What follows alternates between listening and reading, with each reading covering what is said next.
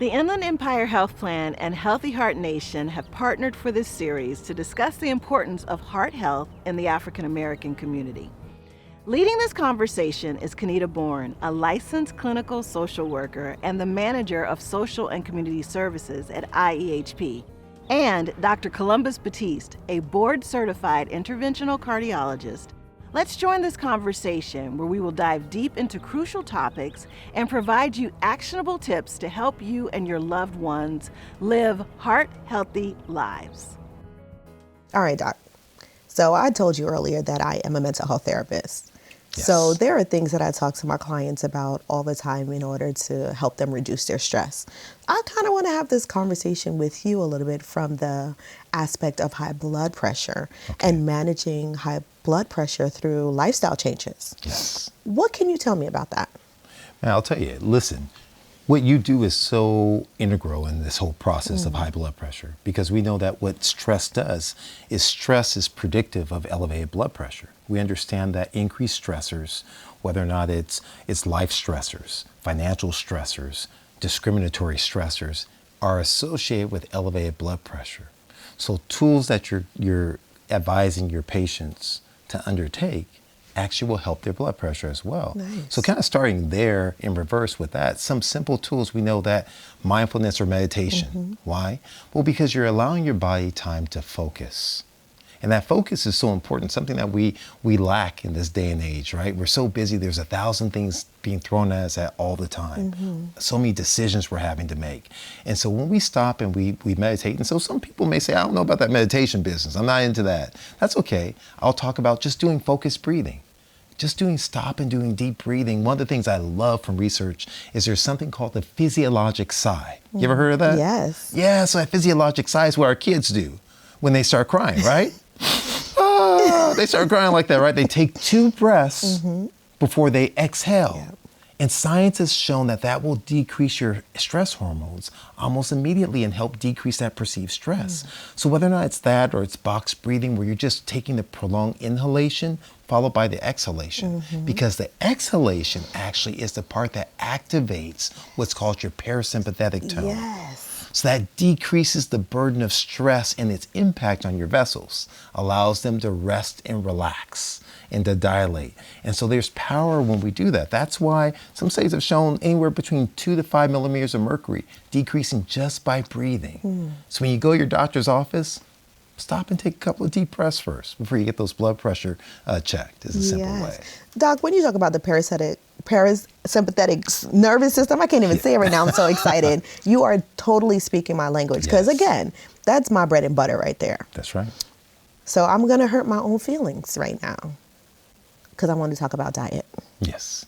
and how a diet or the diet that you have can either positively or negatively impact your blood pressure. Absolutely.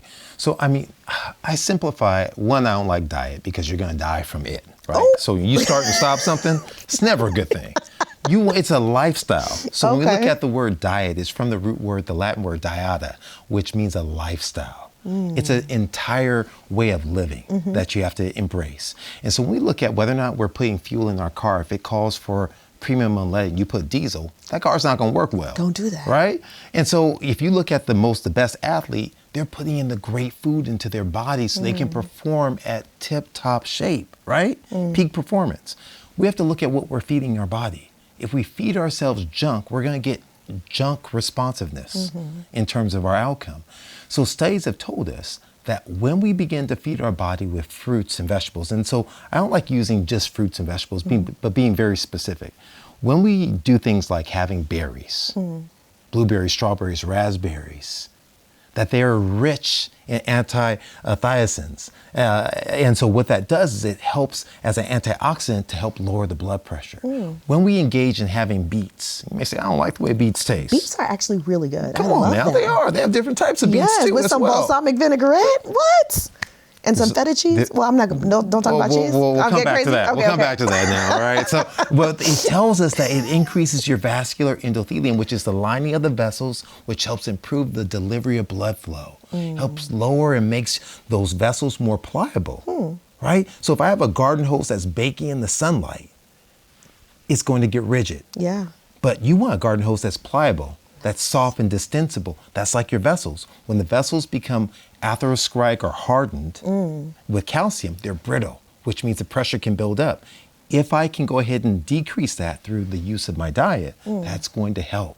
So these dark green leafy vegetables, your kale and your broccoli and your spinach and your mustards and collards and arugula and all these things. I know you're getting hungry, aren't you? Come on. Not yet. With the beans, yes. All this other. So, but when you start to feed the body with these good things, and it's not all or none. It says show us the more you add the good things, the better off your outcomes are. Nice. And that's where the power lies. Nice. And I love this analogy because living in California, last summer I left my hose outside. Once I turned on the water, that whole thing burst.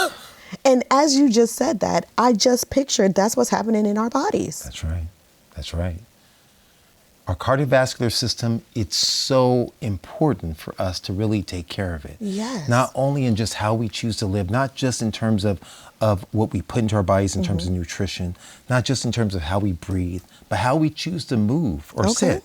Because there's 3 things I always say to patients. Okay. Right? What you choose to feed your body, how you choose to move your body, and how you choose to rest your body. Okay. That rest of the body is important. Everything needs time to rest and recharge. That car out there, that fancy car you have, I'm sure it has to charge up, right? Your cell phone, we charge it up. We need our sleep, our rest. That when we don't get our rest, once again, there's an important stage of sleep. There's about 4 stages of sleep. Okay. And you dip into the 3rd one, that's the restorative phase. But guess what? There's less of them when you go to bed really late. Okay. So when you're going to bed after 12, 1 o'clock in the morning, you're not getting that 3rd stage, which dips you into that parasympathetic tone, once again, going back to that, that can restore your body and lower your blood pressure. If you don't reach that, you're having persistent nighttime elevated blood pressure, which can lead to problems. So let me just make sure I'm understanding, because I've always heard you should try to get 8 hours of sleep, right? But with this, what I'm hearing you say is, if I go to sleep after midnight, even if I get 8 hours of sleep, there still might be a challenge because I'm sleeping too late? There are some studies that suggest that, but in general, right? So I don't want to make it too challenging for us, right? So if you're getting 7 to 9 hours of sleep, you're better off, right? So you want to make sure you're getting that. If you're struggling with that because you have something called sleep apnea, you're struggling to get your sleep, and that's where you stop breathing, you snore a lot, and someone says, "Oh man, you even stop breathing," that's concerning. Because think of it like someone is suffocating you periodically throughout the night is what sleep apnea is. So getting checked for that can decrease your risk of blood pressure elevation, of heart disease, and of arrhythmias too as well. Got it. Thank you for that. And then you also mentioned how you move your body. Yes. So what I'm hearing you say is exercise? Exercise. Well, we call it exercise now, but I mean, for instance, do you drive around the parking lot 1,000 times looking for that closest parking spot, or do you choose to park further away? Do you take the stairs, or do you wait for the elevator? Simple things of life, we call this non-exercise activity thermogenesis, are powerful just in helping us. So the number of steps you take, use that wearable, use that phone to help gauge what your level of activity is. And if it still falls short of 6,000 to 8,000 steps, engage in doing something. Exercise can be fun. You can dance a little bit. You can move a little bit. You can play pickleball. You can do whatever it is that your thing is and get out there and have fun. But movement is power. And everybody is talking about this pickleball recently.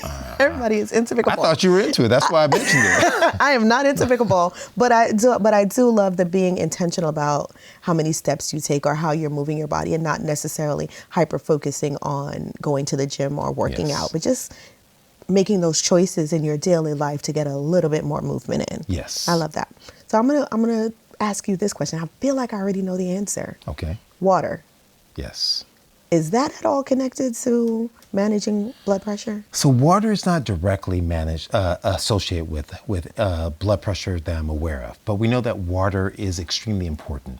So whether or not you're eating your water or you're drinking your water, right? So we understand that if you can eat more water content foods, the better off you are. Nice. What are water content foods? fruits, Yeah. vegetables, right? Got These it. are things that are there, going to have a high fiber content. They're also going to have a high water content, hydrate your body too as well. Our body is comprised of significant amounts of water, and many of us are walking around in a dehydrated state that then furthers the stress hormone cascade that can then result in elevated blood pressure as well. Nice. Yeah. So eat your water. Eat your water if you're not going to drink it. Nice. That's right. Thanks, Doc.